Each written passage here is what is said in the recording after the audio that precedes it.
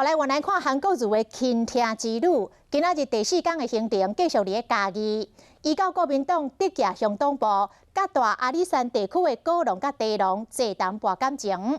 对于陈同佳的案件，韩国瑜前一天伫咧面册发文章，再度来批评着民进党的政府无应该来放弃着司法权。 一路车支持民众一路化当选国民党总统参选人韩国瑜，继续伊第4天伫嘉义行程。早起伊到国民党直辖乡的党部，甲大阿里山地区高龙、低龙要观光业者对谈，听伊的心声。后来伊讲到陈同佳案件。换句话说，如果在台湾将来没有任何引渡条文，外国人在台湾杀了外国人，跑掉了都没有罪，这个逻辑是有问题的。 我们主动放弃了我们司法管辖权是非常危险。今日一天，伊伫面册顶面就写讲，绝对袂使放弃司法权甲主权。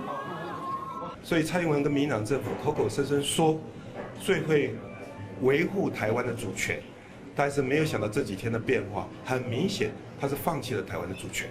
那么因为整个台湾人民的愤怒，这个声音出来了，赶快政治在转弯。蔡英文总统这个宣布，你要怎么跟行政院苏贞昌院长还有徐国勇交代？ 这双方讲的政策好像都不一样，方法都不一样。